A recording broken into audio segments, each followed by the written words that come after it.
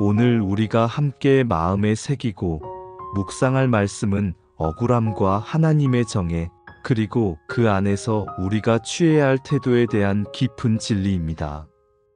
가만히 있으라.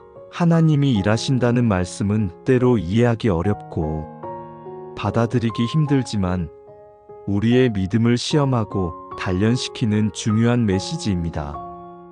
이 말씀은 단순한 명령을 넘어 삶의 고난과 불의 속에서 흔들리는 우리의 영혼의 굳건한 평안과 소망을 선사하는 신성한 약속입니다. 우리는 이 말씀을 통해 혼란스러운 세상 속에서도 변함없이 역사하시는 하나님의 주권과 그분의 놀라운 계획을 묵상하게 될 것입니다. 우리는 살아가면서 수많은 관계 속에서 크고 작은 억울한 일들을 경험합니다. 때로는 아무런 잘못도 없이 비난받고, 때로는 오해로 인해 마음 깊이 상처를 받기도 합니다. 믿었던 이에게 배신당하거나 정당한 권리를 침해당할 때 우리는 분노와 좌절감에 휩싸이곤 합니다. 이러한 억울함은 우리의 마음을 짓누르고 때로는 삶의 의욕마저 잃게 할 만큼 강력한 감정입니다. 이러한 감정은 우리의 영혼을 피폐하게 만들고 하나님의 선하심에 대한 우리의 믿음을 시험에 들게 합니다. 사회의 불이한 구조 속에서 혹은 개인적인 관계 속에서 발생하는 이러한 억울함은 우리를 깊은 고통 속으로 밀어넣습니다. 하나님의 자녀된 우리에게 이러한 억울함은 더욱 큰 갈등으로 다가옵니다. 하나님은 정의로우신 분인데 왜 내게 이런 불공평한 일이 일어나는가? 왜 악인들은 형통하고 나는 고난을 당해야 하는가? 우리는 이러한 질문들 앞에서 때로는 하나님의 선하심과 공의에 대한 의심을 품기도 합니다. 신앙인으로서 이러한 의문은 더욱 고통스럽습니다. 우리가 믿는 하나님은 사랑이시며 정의이신데 왜 이 세상은 이토록 불공평해 보이는 것일까요? 왜 악인들이 승승장구하고 의로운 자들이 고통받는 것처럼 보일까요?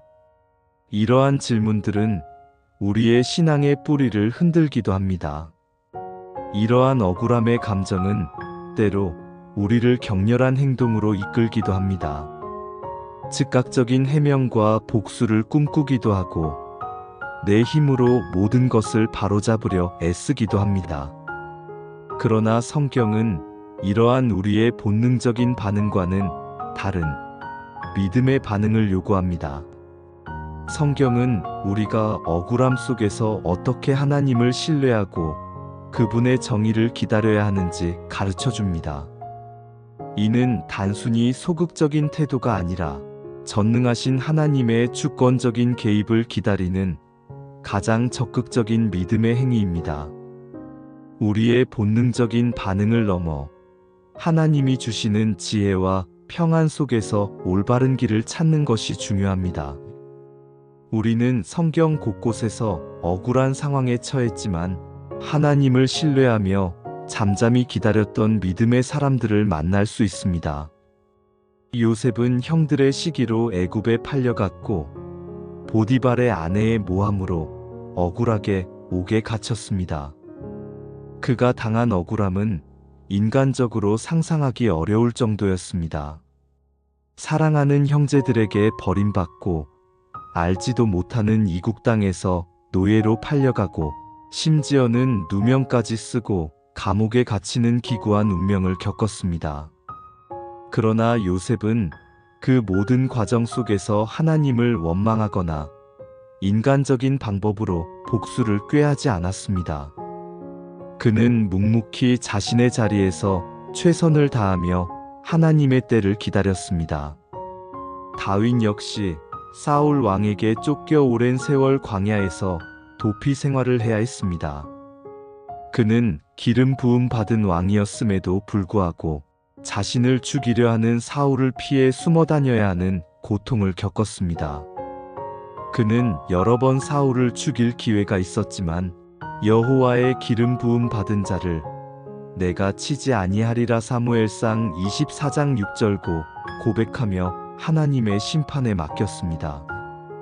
그들은 인간적으로 충분히 분노하고 복수할 수 있는 상황에 있었지만 하나님께서 친히 그들의 억울함을 풀어주실 것을 믿고 기다렸습니다. 이들의 삶은 우리에게 큰 교훈을 줍니다. 불의한 상황 속에서도 하나님의 주권을 인정하고 그분의 때를 기다리는 것이 진정한 믿음임을 보여줍니다. 모세가 이스라엘 백성을 이끌고 애굽을 탈출했을 때 그들은 뒤에서는 바로의 군대가 쫓아오고 앞에는 홍해라는 거대한 장벽이 가로막힌 절망적인 상황에 처했습니다. 백성들은 두려움에 떨며 모세를 원망했습니다. 이스라엘 백성들은 자신들의 눈앞에 펼쳐진 현실만을 보고 절망했지만 모세는 달랐습니다. 출애굽기 14장 13절과 14절에서 모세는 이렇게 선포합니다. 모세가 백성에게 이르되 너희는 두려워 말고 가만히 서서 여호와께서 오늘날 너희를 위하여 행하시는 구원을 보라. 너희가 오늘 본 애굽 사람을 영원히 다시 보지 못하리라. 여호와께서 너희를 위하여 싸우시리니 너희는 가만히 있을지니라. 이 말씀은 억울하고 절망적인 상황에서 우리가 가져야 할 믿음의 태도를 명확히 보여줍니다. 여기서 가만히 있으라는 말씀은 아무것도 하지 말고 손을 놓으라는 의미가 아닙니다.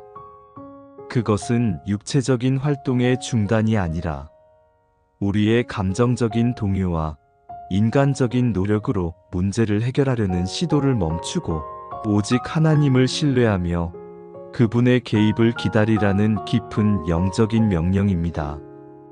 우리가 모든 것을 통제하려 하고 우리의 힘으로 문제를 해결하려 할 때 우리는 오히려 하나님의 역사하심을 방해할 수 있습니다. 진정으로 가만히 있다는 것은 우리의 모든 염려와 불안을 주님께 맡기고 그분의 전능하신 손길을 신뢰하며 잠잠히 기다리는 것입니다. 우리의 힘으로 해결하려 할 때 우리는 종종 더 큰 문제와 갈등을 초래하고 하나님의 일하심을 방해하기도 합니다. 우리의 의로운 분노와 복수심은 때로 하나님의 공의를 가리고 우리의 조급함은 하나님의 완벽한 때를 놓치게 합니다. 우리는 종종 우리의 시야가 좁아 현재의 고통스러운 상황만을 바라보지만 하나님께서는 크고 넓은 그림 속에서 모든 것을 주관하고 계십니다. 그래서 성경은 너희는 가만히 있어 내가 하나님됨을 알지어다 시편 46편 10절라고 말씀하십니다. 이 말씀은 우리가 조용히 침묵하며 하나님의 주권과 능력 앞에 우리의 한계를 인정할 때 비로소 하나님의 위대하심을 경험할 수 있음을 알려줍니다. 우리가 스스로의 힘으로 해결할 수 없는 문제 앞에서 겸손히 무릎 꿇을 때 비로소 하나님의 놀라운 능력과 섭리를 목도하게 될 것입니다. 이 가만히 있음은 단순히 수동적인 태도가 아니라 전능하신 하나님을 향한 가장 적극적인 신뢰와 믿음의 표현입니다. 하나님이 일하신다는 것은 무엇을 의미합니까? 그것은 그분께서 우리의 억울함을 아시고 그분의 완벽한 공의로 모든 것을 바로잡으신다는 약속입니다. 하나님은 우리의 마음과 동기를 살피시고 은밀한 곳에서 일어나는 모든 불의를 아시는 분이십니다. 아무도 보지 못하는 곳에서 일어나는 불공평한 일들까지도 하나님께서는 정확히 아시고 기억하십니다. 잠언 20장 22절은 너는 악을 갚겠다 말하지 말고 여호와를 기다리라 그가 너를 구원하시리라고 권면합니다. 이 말씀은 우리에게 개인적인 복수를 멈추고 모든 판단과 심판을 하나님께 맡기라는 강력한 메시지를 전달합니다. 로마서 12장 19절에서도 내 사랑하는 자들아 너희가 친히 원수를 갚지 말고 하나님의 진노하심에 맡기라 기록되었어되 원수 갚는 것이 내게 있으니 내가 갚으리라고 주께서 말씀하시니라고 분명히 가르치고 있습니다. 하나님께서 친히 우리의 억울함을 갚아주시고 정의를 실현하실 것이라는 약속입니다. 이 약속은 우리에게 큰 위로와 안심을 줍니다. 우리는 정의를 향한 갈망을 스스로 해소하려 하지 않아도 됩니다. 모든 것을 공의롭게 판단하시는 하나님께서 우리의 편이 되어 주실 것이기 때문입니다. 우리가 가만히 있으라는 명령에 순종할 때 우리는 하나님께서 우리를 위해 싸우실 공간을 마련하게 됩니다. 우리가 우리의 힘으로 문제를 해결하려 할 때 우리는 종종 하나님의 개입을 막거나 그분의 뜻을 거스를 수 있습니다.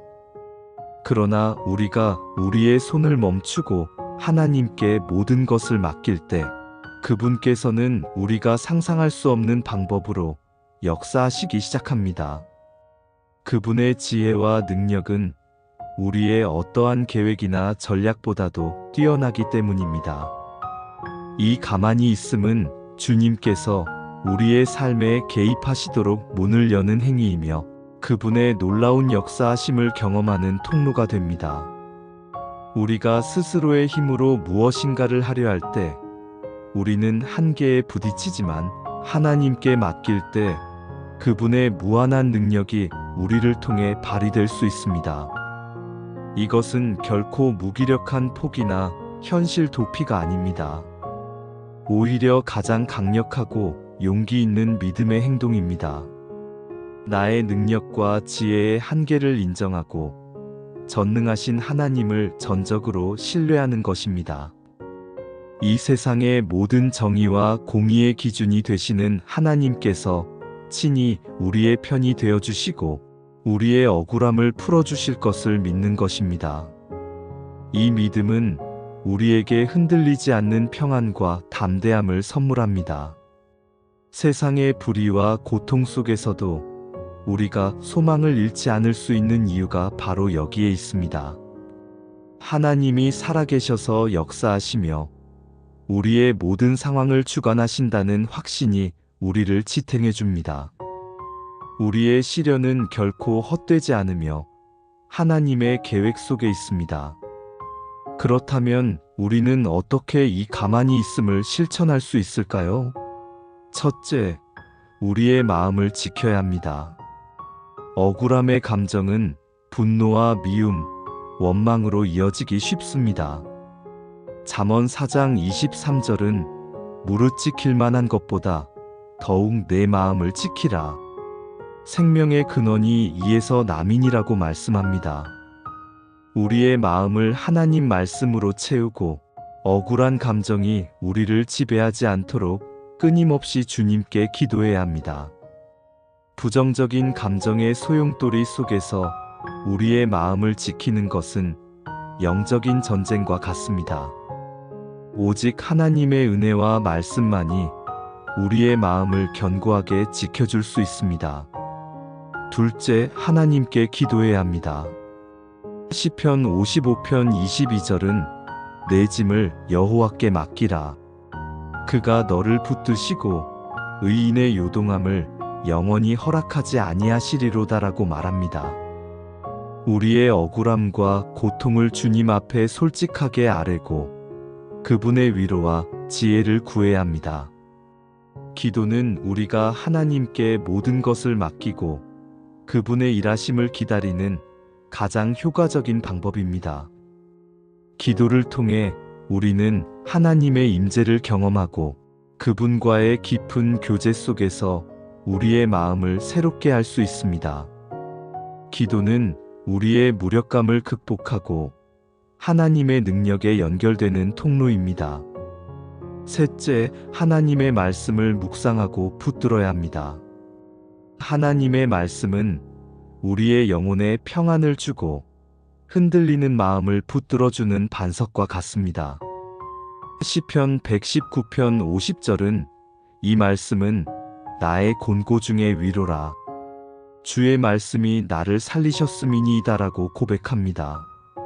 말씀 속에서 우리는 하나님의 신실하심과 정의로우심을 다시 확인하고 억울한 상황 속에서도 소망을 잃지 않을 수 있습니다. 말씀은 우리의 영적인 양식이며 어두운 길을 밝히는 등불입니다. 말씀을 깊이 묵상함으로써 우리는 하나님의 뜻을 분별하고 그분의 인도하심을 따라 살아갈 수 있는 힘을 얻게 됩니다.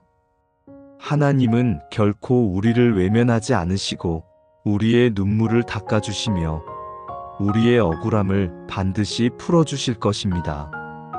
그분의 때에 그분의 방법으로 가장 완전하고 아름다운 정의를 실현하실 것입니다.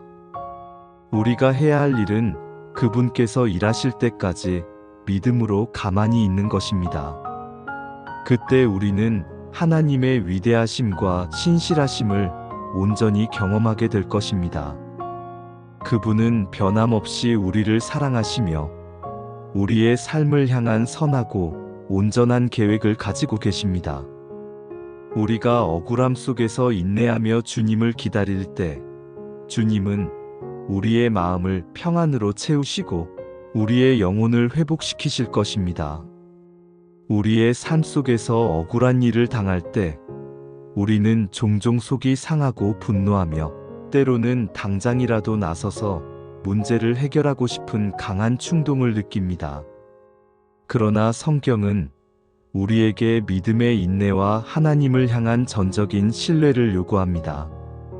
잠언 24장 19절과 20절은 악인의 형통함을 인하여 불평하지 말며 악인을 부러워하지 말라 대저 행악자는 장래가 없을 것이요 악인의 등불은 꺼지리라고 말씀하며 당장의 불의한 상황에 일희일비하지 말고 하나님의 최종적인 심판과 정의를 신뢰하라고 가르칩니다. 악인의 형통함은 일시적이며 결국에는 하나님의 공의로운 심판대 앞에 서게 될 것임을 기억해야 합니다. 우리는 불의한 세상을 살아가면서도 하나님의 말씀에 기초한 영적인 시각을 가져야 합니다.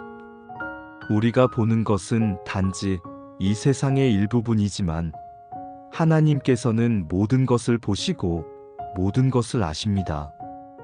시편 73편에서 아삽은 악인의 형통함을 보고 실족할 뻔했지만 성소에 들어가 하나님의 최종적인 결말을 보고 마음을 돌이켰습니다.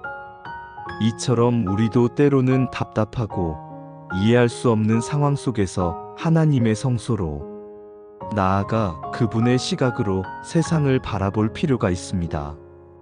하나님의 정의는 우리의 생각보다 훨씬 깊고 넓으며 그분의 심판은 결코 늦지 않습니다. 베드로후서 3장 9절은 주의 약속은 어떤 이들이 더디다고 생각하는 것 같이 더딘 것이 아니라 오직 주께서는 너희를 대하여 오래 참으사 아무도 멸망하지 아니하고 다 회개하기에 이르기를 원하시느니라고 말씀합니다. 하나님께서 즉각적으로 악인을 심판하지 않으시는 것은 그분의 오래 참으심과 사랑 때문임을 기억해야 합니다. 그분은 한 영혼이라도 더 구원하시기 위해 오래 참고 계시는 것입니다. 이 하나님의 오래 참으심 속에는 깊은 사랑이 담겨 있습니다. 이는 우리에게도 인내하고 사랑하라는 메시지를 줍니다. 우리가 억울함 속에서도 하나님의 사랑을 기억하며 기다릴 때 우리는 그분의 더 큰 뜻을 이해하게 됩니다. 우리가 억울함 속에서 가만히 있으라는 명령에 순종할 때 우리는 하나님께서 우리를 변화시키고 성장시키시는 과정 속에 있음을 깨닫게 됩니다. 고난과 억울함은 우리를 더욱 겸손하게 만들고 하나님만을 의지하게 하며 그분의 성품을 닮아가도록 훈련시키는 도구가 됩니다. 욥은 극심한 고난 속에서도 하나님을 향한 신뢰를 잃지 않았고 결국 갑절의 축복을 받았습니다. 욥기 23장 10절은 그러나 나의 가는 길을 오직 그가 아시나니 그가 나를 단련하신 후에는 내가 정금같이 나오리라고 고백합니다.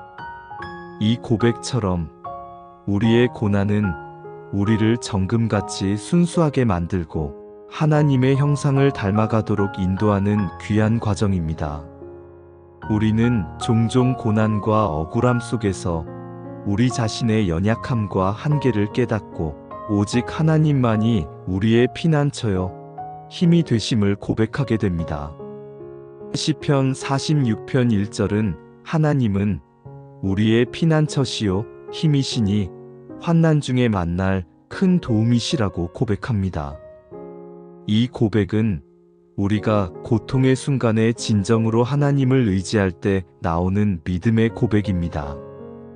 세상의 어떠한 것도 우리에게 진정한 안식처가 될 수 없지만 하나님만이 우리의 영원한 피난처가 되십니다.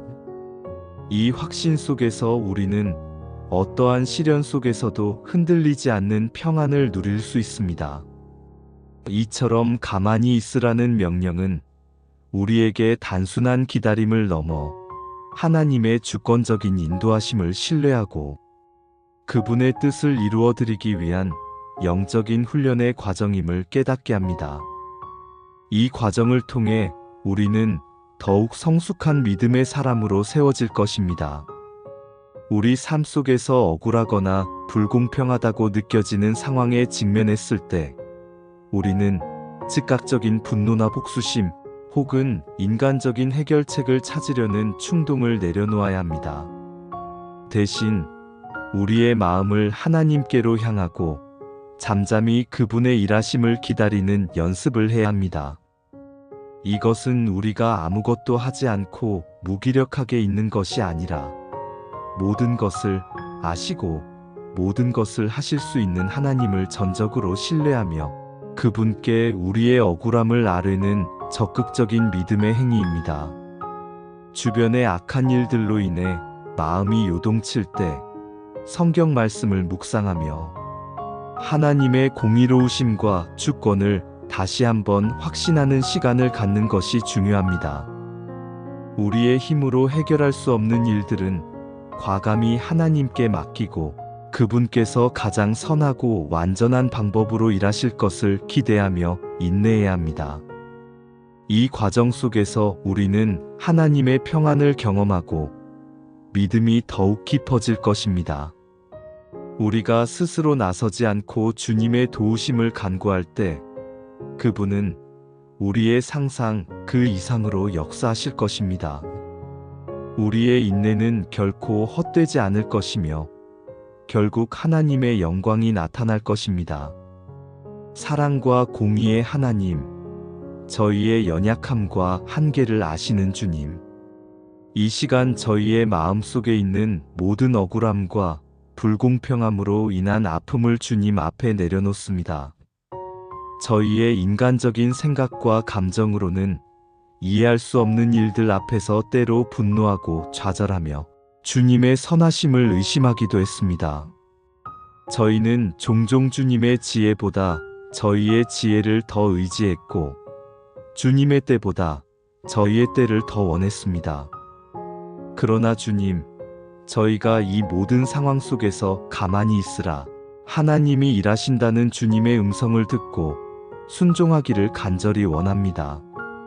저희가 주님의 공의로우신 뜻과 완벽한 때를 기다릴 수 있는 믿음과 인내를 허락하여 주시옵소서. 저희의 힘으로 문제를 해결하려 하지 않게 하시고 오직 주님만이 우리의 진정한 변호자이시며 정의를 행하실 분임을 고백하게 하옵소서. 저희의 마음을 평안으로 지켜주시고 억울한 감정에 휩쓸리지 않도록 인도하여 주시옵소서. 세상의 불의와 악함 속에서도 흔들리지 않는 견고한 믿음을 저희에게 허락하여 주시옵소서. 주님께서 저희를 위하여 친히 싸우실 것을 믿으며 주님의 완전한 정의가 저희 삶 속에 그리고 이 세상 속에 이루어지기를 간절히 기도합니다. 이 모든 영광을 주님께 올려드리며 예수 그리스도의 이름으로 기도드립니다. 아멘.